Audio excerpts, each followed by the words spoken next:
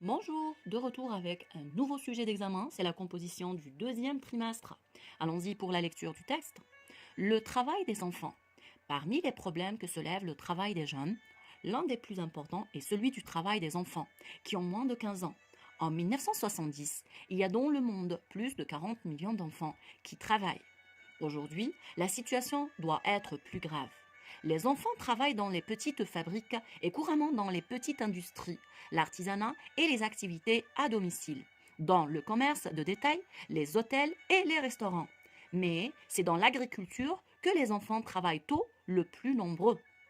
Le travail que les enfants font dans les usines sont souvent des travaux assez légers, mais il arrive aussi que les enfants soient occupés à des travaux qui présentent des risques pour leur sécurité et leur santé.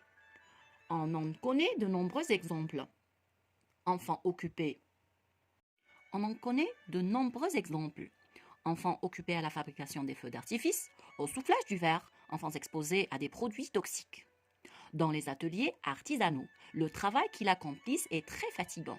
Les enfants sont pareils à des domestiques. À la campagne, les enfants commencent à travailler très jeunes avec leurs parents et il est impossible de réglementer l'emploi de ces jeunes. Tant que l'on n'aura pas développé l'enseignement et tant que la plupart des familles ne pourra pas se passer de cette aide, le travail des enfants ne reculera pas. D'après Jean-Louis Houchot. On commence avec la première partie des questions, c'est la compréhension de l'écrit. Dans ce texte, l'auteur décrit, raconte ou explique. Ce texte est du projet 2, séquence 2. On donne des informations concernant un thème précis. Donc, le type du texte est explicatif. D'accord? Deuxième question, quel est le problème soulevé dans ce texte? Le problème soulevé, c'est le thème, c'est le mot-clé, c'est le mot répété, et bien évidemment, c'est le sujet. Donc, le problème soulevé dans ce texte est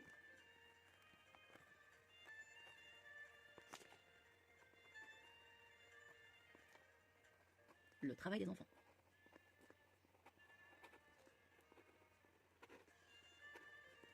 Troisième question, quelle est la thèse défendue par l'auteur? On sait très bien que la thèse se trouve dans l'introduction. Alors, on va lire ensemble. Parmi les problèmes que soulève le travail des enfants, l'un des plus importants est celui du travail des enfants qui ont moins de 15 ans.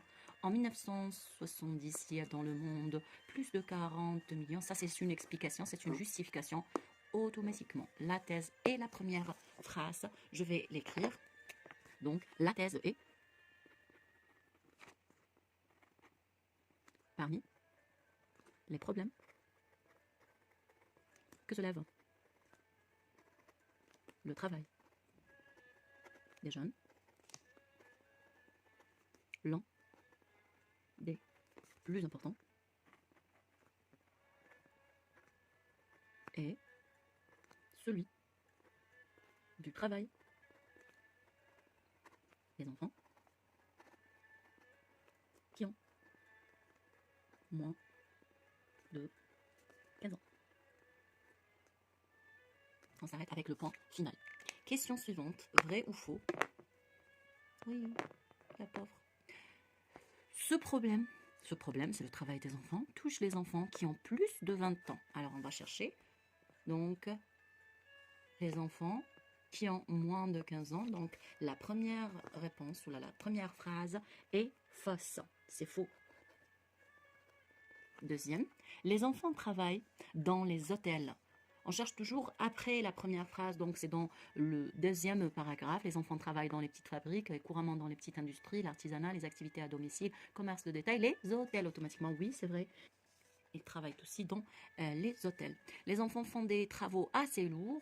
Donc le troisième paragraphe, les travaux que les enfants font dans les usines sont souvent des travaux assez légers, assez légers. Ici, c'est assez lourd, donc faux.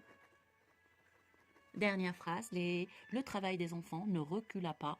C'est une phrase qui m'a attirée, c'est la dernière dans le texte. Le travail des enfants ne recula pas. Donc oui, c'est vrai.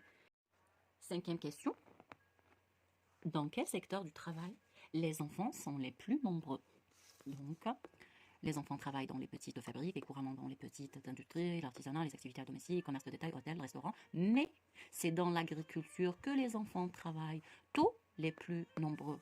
Donc, un petit conseil, si vous voulez, lorsqu'on vous pose ce genre de questions, il faut chercher les mots-clés de la phrase. Donc, on a enfants les plus nombreux, d'accord? Les enfants sont les plus nombreux. Voilà, on a les enfants les plus nombreux. Donc, voilà, c'est notre réponse. Je vais l'écrire. C'est dans l'agriculture que les enfants travaillent les plus nombreux. Voilà. Question suivante. D'après le texte, ils sont traités en domestiques. Cela veut dire ils sont bien traités, ils sont mal traités. Donc le domestique, c'est comme un esclave. La réponse sera ils sont maltraités. D'accord? On continue avec la 7e question. Souligne la proposition subordonnée puis indique sa nature. Les petits enfants de notre région qui travaillent dans l'agriculture sont nombreux. Les petits enfants de notre région, on a trouvé qui travaillent dans l'agriculture sont nombreux.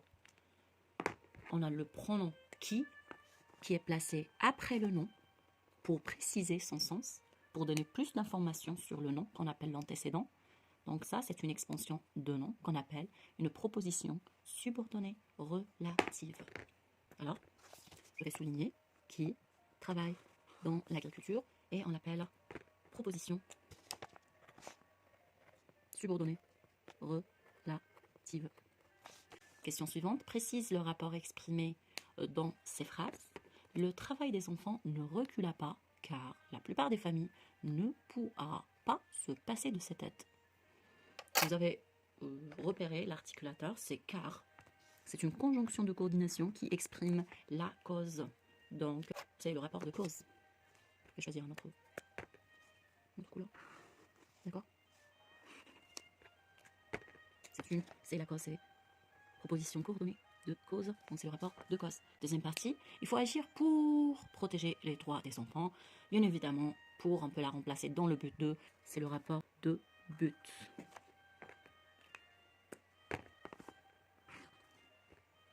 Alors, on continue. Ça, c'est le but, un rapport de but. On continue, 8e question. Complète l'énoncé suivant par 3 mots pris dans la liste suivante. Heureux, qui est un adjectif, change, verbe changer conjugué avec la 3e personne de singulier. Misère, la misère, c'est un nom. Souffrir, c'est un verbe non conjugué, c'est un verbe à l'infinitif. On commence. Si la situation ne pas. Alors, on a un sujet, on a ne pas. Automatiquement, on doit mettre un verbe conjugué entre ne et pas. Le seul verbe qui existe, c'est change. Donc, ne change pas. Les enfants continueront à. Après la préposition à, soit on doit mettre un verbe à l'infinitif ou un nom, on va essayer. Donc à misère, non. Le nom n'a pas l'article indéfini, donc on ne peut pas le mettre seul. Donc on va mettre à souffrir. Les enfants continueront à souffrir, oui, c'est vrai, souffrir dans le monde. Il est vrai qu'ils travaillent à cause de la, bien sûr, c'est un nom, de la misère et la pauvreté, mais lorsque les choses changeront, ils seront plus, alors le mot qui reste, c'est l'adjectif heureux. Transforme aussi l'indirect, l'enfant annonce « Je veux vivre heureux dans mon pays ». Le type de cette phrase est déclaratif. Comment on a su ça? Grâce au verbe de parole, annoncer, grâce à la présence du sujet et le point final. Donc la transformation sera l'enfant annonce. Les 2 points guillemets deviendront que. Le je devient 3e personne de singulier. Alors le je devient il. Le verbe va suivre le nouveau sujet. On va chercher d'autres transformations. Le pronom possessif ment devient le pronom possessif sont. Et donc la phrase sera l'enfant annonce qu'il veut vivre heureux dans son pays. Point final. Question suivante. Mais au mode et au temps qui convient, il falloir développer l'enseignement pour que nous pouvoir faire reculer le travail des enfants. Il ne faut pas chercher midi à 14 heures. On a dit souvent que la majorité des réponses étaient dans les questions. Donc voilà, il faut. C'était un bonus quand même. Donc il faut. Falloir au présent, il faut développer l'enseignement pour que. Donc après cette expression, c'est le subjonctif. Et on va dire pour que nous, le verbe pouvoir devient puissions. Puissions. Il faut revoir les cas particuliers du subjonctif, savoir que je sache, pouvoir que je puisse, vouloir que je veuille, aller que j'aille, être que je sois, avoir que j'ai, etc., etc. Question suivante, je vais écrire cette phrase au pluriel. Cet enfant est considéré comme un domestique. Ça va devenir ces enfants, CES, enfants avec S, et il avec S, sont considérés, on va ajouter le S, comme un devient des domestiques S. Je vais l'écrire, c'est, sont, comme, des, domestiques. Voilà. Le S, on n'oublie pas le S. Voilà, on arrive à la fin de la première partie des questions. On passe à la seconde partie, production écrite. Lisons ensemble le sujet. À l'occasion de la Journée mondiale de l'enfance, tu as décidé de rédiger un texte explicatif à visée argumentative à propos des droits fondamentaux des enfants. La boîte à outils, on a des verbes protéger, jouer, avoir, suivre, exprimer, donner, grandir, aller jouer. Les noms, études, soins, parents, identité, famille, santé, environnement, droit, sécurité, amour, affection, développement, épanouissement, avis, UNICEF. Adjectif ou adverbe. Important, essentiel, librement, assurément, certainement, sécurisé, stable et fondamentaux. Les critères de réussite respectent la structure de ton texte. On doit utiliser une introduction, développement, conclusion. L'introduction doit comporter le thème, idée sur le thème, bien évidemment la prise de position et la thèse. Deuxième partie, c'est le développement, connecteur plus argument plus justification, 3. Et la conclusion, c'est le connecteur ou l'articulateur de conclusion plus la confirmation de la thèse, la sensibilisation, et on peut des fois récapituler les arguments brièvement. Des fois, pas toujours. Alors, deuxième point, utilise un discours direct ou indirect. Troisième point, utilise les connecteurs logiques. Et la dernière consigne, ou là le dernier critère, met les verbes au ton qui convient. Donc, comme titre, je vais choisir les droits des enfants, par exemple, les droits fondamentaux des enfants, l'introduction. Comme idée sur le thème, je vais parler de ce que subissent les enfants. La violence contre l'enfant est un phénomène qui se propage et nuit à la société. Comme thèse, je vais dire qu'on doit protéger ses droits. J'estime que les enfants ont des droits qu'on doit protéger. Premier argument. Je vais dire que cet enfant a le droit de vivre et grandir au sein d'une famille au profit de l'amour et l'affection dans un environnement de compréhension et de tolérance. Comme deuxième argument, je vais dire qu'il doit se nourrir, qu'il doit étudier, qu'il doit se soigner, mais surtout s'amuser et profiter pleinement de sa vie. Et comme dernier argument, je vais dire qu'on doit le respecter, le protéger de toutes sortes d'agressions physiques ou psychologiques. Conclusion, puisqu'on nous a demandé d'utiliser le discours direct, je vais prendre ce que Nelson Mandela a dit. Alors, il a dit, une société qui ne s'occupe pas de ses enfants n'est pas une vraie nation. Donc, ma conclusion sera, nous devons donc prendre soin des enfants et comme le confirme Nelson Mandela, une société qui ne s'occupe pas de ses enfants n'est pas une vraie nation et cela pour assurer une vie stable et une éducation saine. Voilà, je vais essayer d'écrire tout ce que je viens de dire.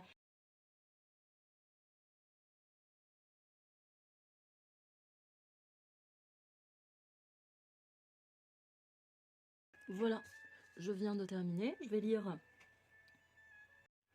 droits des enfants. La violence contre les enfants, exploitation, discrimination, etc., je me suis contentée de donner 2 exemples, est un phénomène qui se propage de plus en plus et nuit à notre société. Ça, c'est idée sur le thème. Ma thèse est, j'estime que les enfants ont des droits qu'on doit protéger. Voilà. Ma thèse est... D'accord? Le développement, premier argument. Premier connecteur. Deuxième. Et troisième. Alors, premier argument. L'enfant a le droit de vivre et grandir au sein d'une famille pour profiter de l'amour, l'affection dans un environnement de compréhension et de tolérance. Deuxième, de plus, on doit lui fournir toutes les conditions d'une vie décente, y compris la nourriture, l'éducation, les soins, mais surtout le laisser profiter de son enfance en jouant et s'exprimant librement. Enfin, l'enfant doit être respecté et protégé de toutes sortes d'agressions physiques et psychologiques, telles le forcer à travailler. Conclusion, donc, nous devons prendre soin des enfants, comme le confirme Nelson Mandela quand il dit une société qui ne s'occupe pas de ses enfants n'est pas une vraie nation, et cela pour lui assurer une vie stable. Voilà, j'ai respecté toutes les étapes de la rédaction d'un texte argumentatif. Donc, conclusion, donc, la confirmation de la thèse, le discours direct, on a respecté tous les critères demandés. Voilà, on arrive à la fin de notre vidéo. J'espère que vous avez compris, j'espère que vous avez saisi quelque chose, j'espère qu'on a remédié aux lacunes. Donc, bon courage et à la prochaine.